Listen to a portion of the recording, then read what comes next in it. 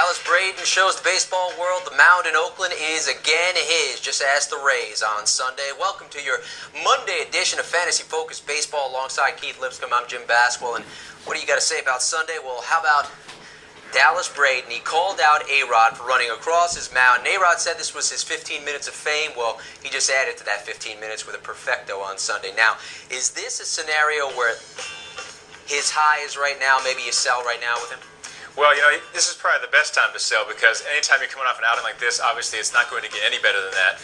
3.33 ERA, 0.96 WHIP, those are pretty good numbers right now. But you have to remember that this is somebody who, was on the most drop list entering Sunday. He was at the top of the most drop list, had been dropped in 27% of ESPN leagues. So even though his ownership has gone up 8% in the past day, it's really hard to say that this is somebody you're going to get a whole lot for in trades, considering a lot of people were just dropping him. So it might be worth keeping him, actually. Yeah, I think you ride the hot streak right now, and then, if he slows down, then you just get rid of him. Absolutely. Now, if I told you a number 2 relief pitcher on the ESPN.com player rater was available in over 65% of the leagues, would you probably pick him up?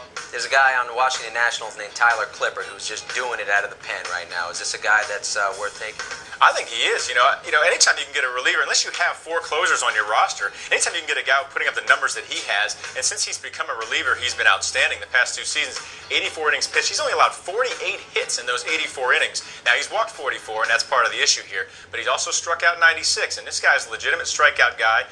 He's one of those guys that can pitch 2 innings at a time, and they seem to be using him a lot. So even though the 6 wins may be a fluke because it's really hard to predict that kind of thing, the Nationals will be in a lot of close games, so he could get a few more wins. I think he's worth owning for the strikeouts and for the fact that, hey, he's got a nice whip, and even though he will tire as the season goes on, I think by August, September, I'd be a little leery, but until then, I think he's definitely worth owning. There's no question about it. He has 29 Ks, 23 innings. You saw the numbers there. It's been impressive so far. Big story over the weekend. The Chicago Cubs call up their much-heralded rookie. It's Starlin Castro. Owners had him Friday. They were rewarded with a debut. He had 6 RBIs, including a 3-run jack in his first at-bat. Do you recommend owning him in standard leagues, and what do you project for this 20-year-old?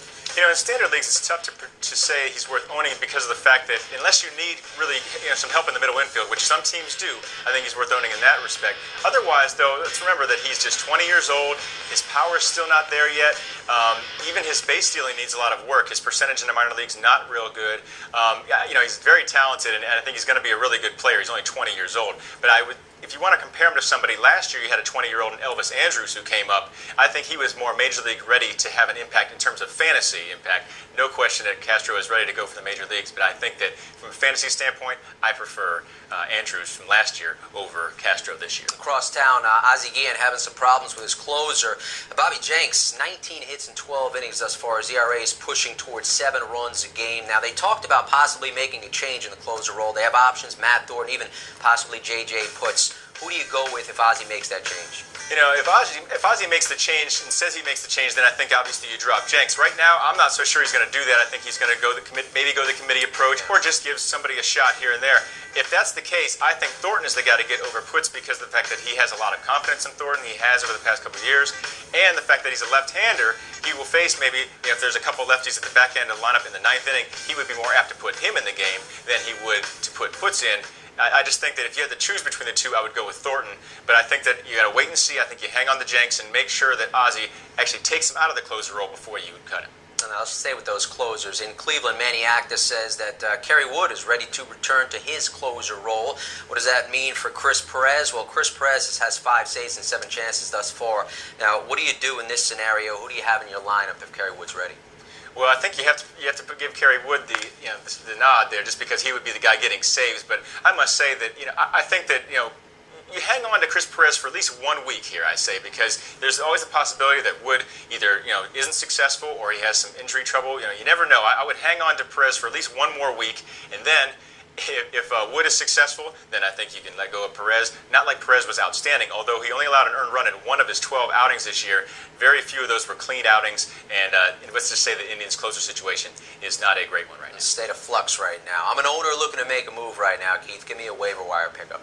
Let's go with Wade LeBlanc this week from the Padres. You know, he's somebody who is off to a pretty good start so far this season in his 4 starts, and he's got 2 starts this week, one against the Giants, one against the Dodgers. Last season against those 2 teams, he was 3-0 and put up really good numbers.